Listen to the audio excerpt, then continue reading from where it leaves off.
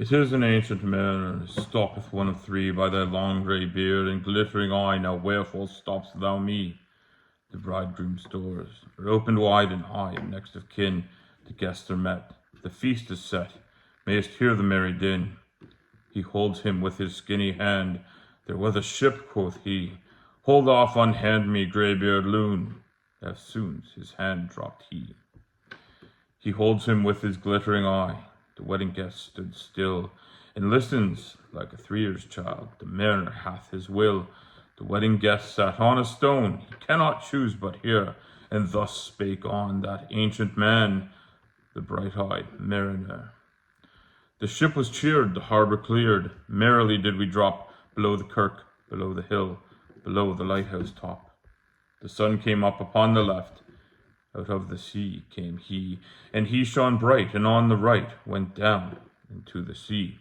Higher and higher every day, till over the mast at noon, the wedding guest here beat his breast, for he heard the loud bassoon. The bride hath paced into the hall, red as a rose is she, nodding their heads. Before her goes the merry minstrelsy. The wedding guest he beat his breast, yet he cannot choose but hear, and thus spake on that ancient man, the bright-eyed mariner. And now the storm blast came. He was tyrannous and strong. He struck with his o'ertaking wings, and chased us south along, with sloping mast and dipping prow, as who pursued with yell and blow still treads the shadow of his foe, and forward bends his head. The ship drove fast, loud roared the blast, and southward aye we fled. And now there came both mist and snow, and it grew wondrous cold, and ice mast high came floating by, as green as emerald. And through the drifts the snowy cliffs did send a dismal sheen, nor shapes of men nor beast we ken, the ice was all between. The ice was here, the ice was there, the ice was all around.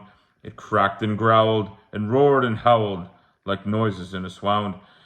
At length did cross an albatross, through the fog it came, as if it had been a Christian soul. We hailed it in God's name. It ate the food it ne'er had ate, and round it flew. The ice did split with a thunder fit, the helmsman steered us through.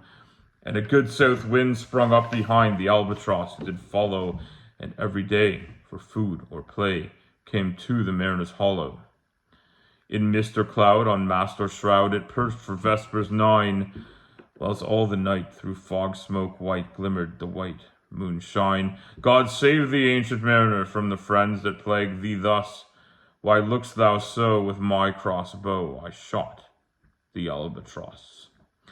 The sun now rose upon the right, out of the sea came he, still hid in mist, and on the left went down into the sea.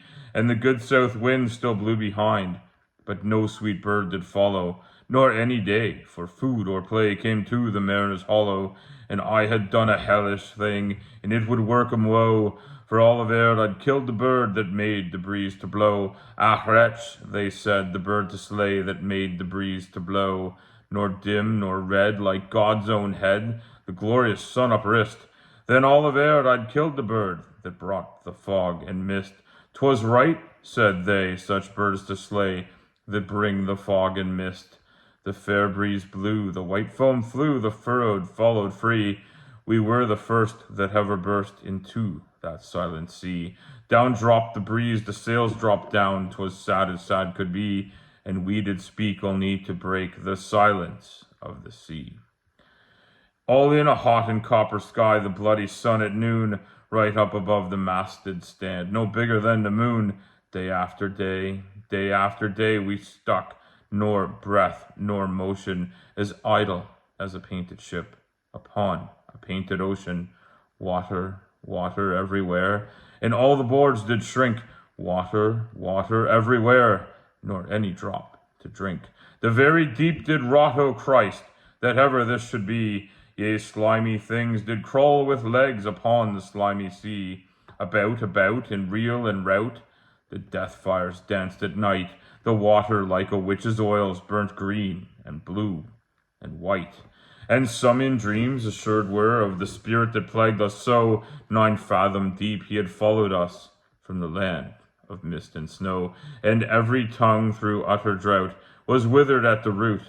We could not speak no more than if we had been choked with soot.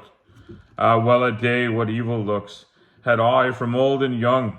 Instead of the cross, the albatross about my neck was hung. There passed a weary time, each throat was parched and glazed each eye. A weary time, how glazed each weary eye, when looking westward, I beheld a something in the sky. At first it seemed a little speck, and then it seemed a mist.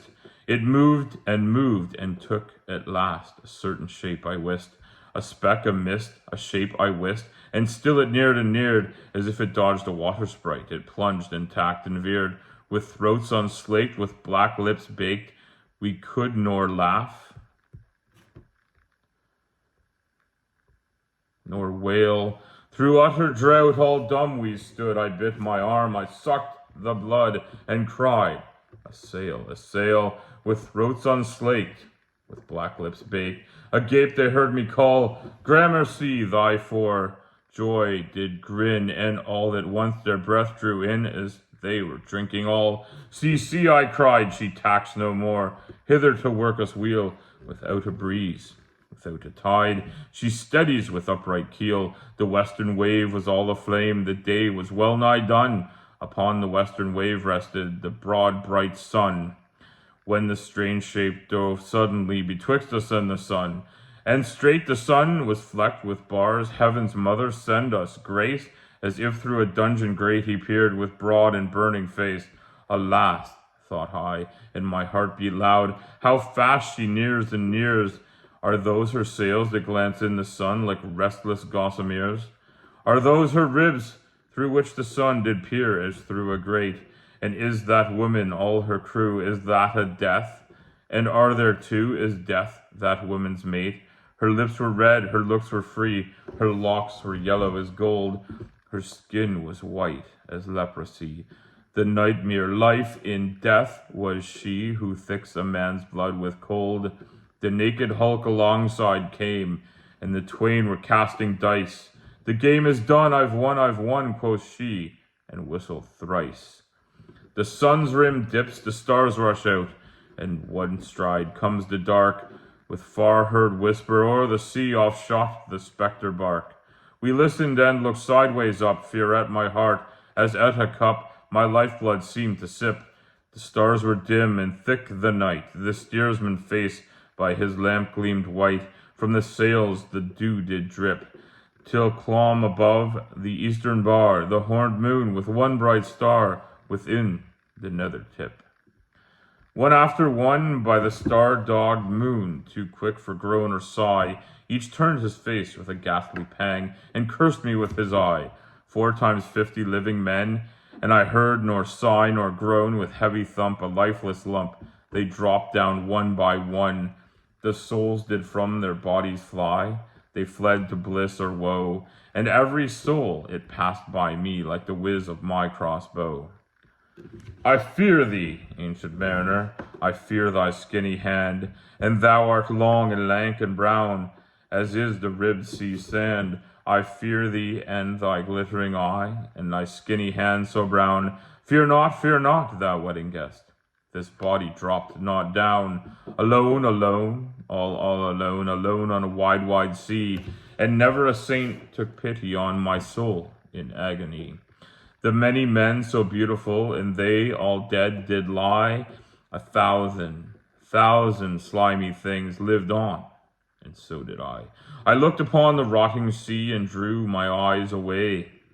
I looked upon the rotting deck, and there the dead men lay. I looked to heaven and tried to pray, but or ever a prayer had gushed, a wicked whisper came and made my heart as dry as dust. I closed my lids and kept them closed, and the balls like pulses beat, for the sky and the sea and the sea and the sky lay dead like a load on my weary eye, and the dead were at my feet. The cold sweat melted from their limbs, nor rot nor reek did they looked with which they looked on me had never passed away. An orphan curse would drag to hell a spirit from on high, but oh, more horrible than that is the curse in a dead man's eye. 7 days, 7 nights I saw that curse, and yet I could not die. The moving moon went up the sky, and nowhere did abide. Softly she was going up, and a star or two beside. Her beams bemocked the sultry main, like April hoarfrost spread, but where the ship's huge shallow lay, the charmed water burnt away, a still and awful red. Beyond the shadow of the ship I watched the water snakes. They moved in tracks of shining white, and when they reared, the elfish light fell off in hoary flakes. Within the shadow of the ship I watched their rich attire, blue, glossy green, and velvet black. They coiled and swam, on every track was a flash of golden fire. Oh, happy living things, no tongue their beauty might declare. A spring of love gushed from my heart, and I blessed them unaware. Sure, my kind saint took pity on me, and I blessed them unaware. The self-same moment I could pray, and from my neck so free, the albatross fell off and sank like lead into the sea. Oh, sleep, it is a gentle thing, beloved from pole to pole. To Mary Queen the praise be given. She sent the gentle sleep from heaven that slid into my soul. The silly buckets on the deck that had so long remained, I dreamt that they were filled with dew, and when I awoke it rained. My lips were wet, my throat was cold, my garments all were dank. Sure, I had drunken in my dreams, and still my body drank. I moved and could not feel my limbs, I was so light almost. I thought that I had died in sleep, and was a blessed ghost. And soon I heard a roaring wind. It did not come anear, but with its sound it shook the sails that were so thin and sere. The upper air burst into life, and 100 fire flags sheen. To and fro they were hurried about, and to and fro and in and out the wan stars danced between. And the coming wind did roar more loud, and the sails did sigh like sedge, and the rain poured down from one black cloud. The moon was at its edge. The thick black cloud was cleft, and still the moon was at its side, like water shot from some high crag. The lightning fell with never a jag, a river steep and wide. The loud wind never reached the ship, yet now the ship moved on beneath the lightning and the moon. The dead men gave a groan. They groaned, they stirred, they all uprose, nor spake nor moved their eyes. It had been strange, even in a dream, to have these dead men rise. The helmsman steered, the ship moved on, yet never a breeze up blew. The mariners again worked the ropes, where they were wont to do. They raised their limbs like lifeless tools. We were a ghastly crew. The body of my brother's son stood by me, knee to knee. The body and I pulled at one rope, but he said naught to me. I fear thee, ancient mariner, be calm, thou wedding guest. 'Twas not those souls that fled in pain, which to their corpses came again, but a troop of spirits blessed. For when it dawned, they dropped their arms and clustered round the mast. Sweet sounds rose slowly through their mouths, and from their bodies passed. Around flew each sweet sound. They darted to the sun. Slowly the sounds came back again, now mixed, now one by one. Sometimes a dropping from the sky. I heard the skylark sing. Sometimes all little birds that are, and they seemed to fill the sea and air with their sweet jargoning. And now 'twas like all instruments, now like a lonely flute, and now it is an angel's song that makes the heavens be mute. It ceased, yet still the sails made on a pleasant noise till noon, a noise like of a hidden brook in the leafy month of June, that to the sleeping woods all night singeth a quiet tune. Till noon we quietly sailed on, yet never a breeze did breath. Slowly and smoothly went the ship, moved onward from beneath. Under the keel, 9 fathom deep, from the land of mist and snow, the spirit slid, and it was he that made the ship to go. The sails at noon left off their tune, and the ship stood still also. The sun, right up above the mast, had fixed her to the ocean, but in a minute she 'gan stir with a short, uneasy motion, backwards and forwards half her length with a short, uneasy motion. Then like a pawing horse let go, she made a sudden bound. It flung the blood into my head, and I fell down in a swound. How long in that same fit I lay, I have not to declare. But ere my living life returned, I heard, and in my soul discerned, two voices in the air. Is it he, quoth one, is this the man, by him who died on cross? With his cruel bow he laid full low the harmless albatross, the spirit who biddeth by himself in the land of mist and snow. He loved the bird that loved the man who shot him with his bow. The other was a softer voice, soft as honey-dew. Quoth he, the man hath penance done, and penance more will do. But tell me, speak again, the soft response renewing, what makes that ship drive on so fast? What is the ocean doing? Still as a slave before his lord, the ocean hath no blast. His great bright eye most silently up to the moon is cast, if he may know which way to go, for she guides him smooth or grim. See, brother, see how graciously she looketh down on him. But why drives on that ship so fast, without or wave or wind? The air is cut away before, and closes from behind. Fly, brother, fly, more high, or we shall be belated. For slow and slow that ship will go when the mariner's trance is abated. I woke and we were sailing on, as in a gentle weather. 'Twas night, calm night, the moon was high. The dead men stood together, all stood together on the deck, for a charnel dungeon fitter. All fixed on me their stony eyes, that in the moon did glitter. The pang, the curse with which they died, had never passed away. I could not draw my eyes from theirs, nor turn them up to pray. And now the spell was snapped once more. I viewed the ocean green, and looked far forth, yet little saw of what else had been seen.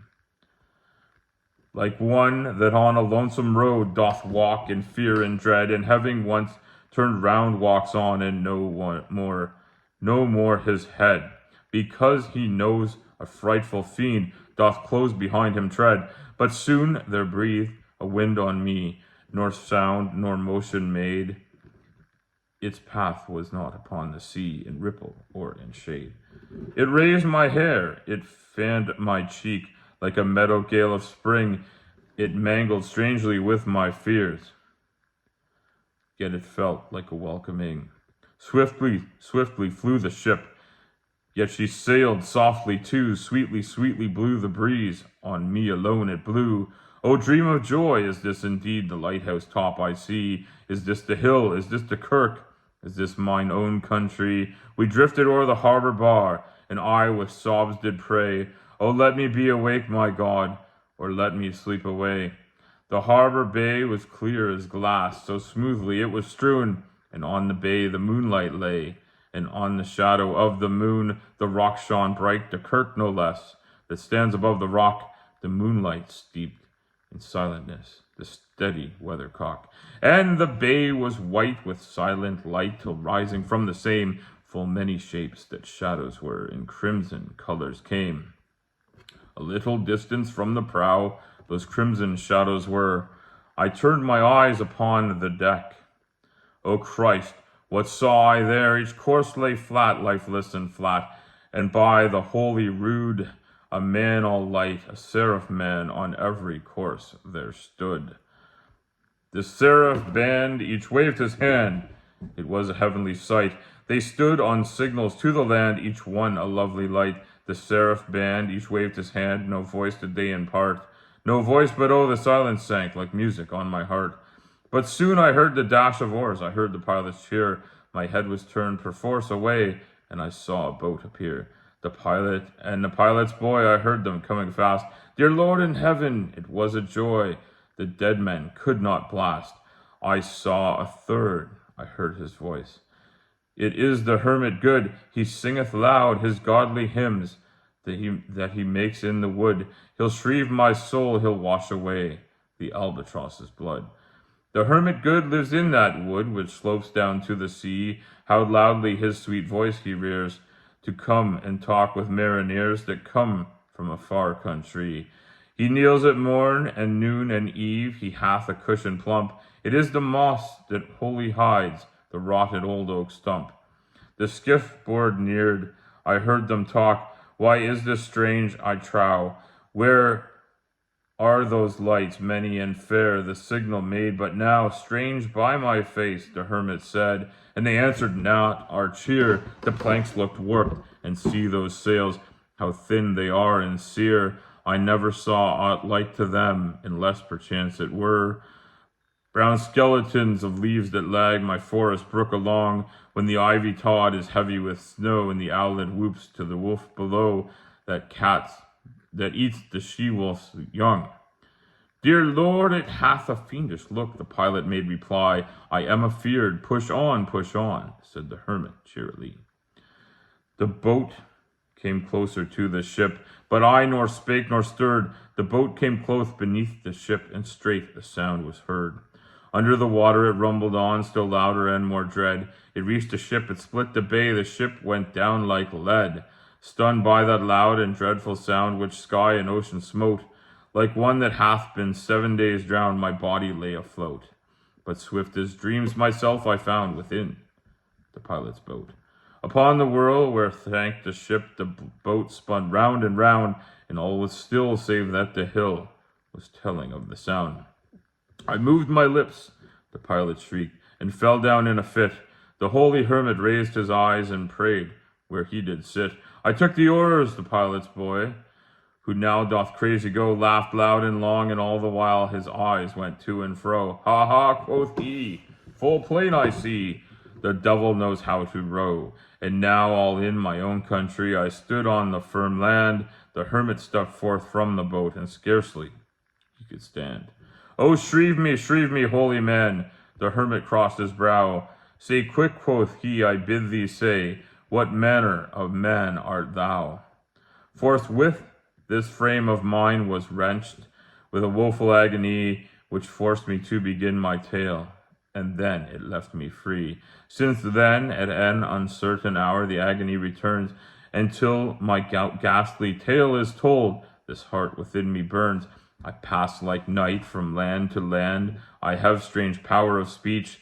That moment that his face I see, I know the man that I must hear me. To him I tell my tale I teach.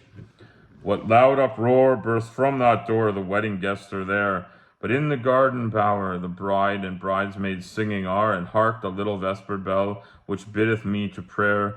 O wedding guest, this soul hath been alone on a wide sea. So lonely 'twas that God himself scarce seemed there to be. O sweeter than the marriage feast, 'tis sweeter far to me, to walk together to the kirk with a goodly company. To walk together to the kirk and all together pray, while each to his great Father bends, old men and babes and loving friends, and youth and maidens gay. Farewell, farewell, but this I tell to thee, thou wedding guest, he prayeth well, who loveth well, both man and bird and beast. He prayeth best, who loveth best, all things both great and small, for the dear God who loveth us, he made and loveth all. The mariner whose eye is bright, whose beard is age, with age is hoar, is gone, and now the wedding guest turned from the bridegroom's door. He went like one that hath been stunned, and is of sense forlorn, a satyr and a wiser man. He rose the morrow morn. And that was a poem called The Rime of the Ancient Mariner by Samuel Taylor Coleridge. Thank you for listening.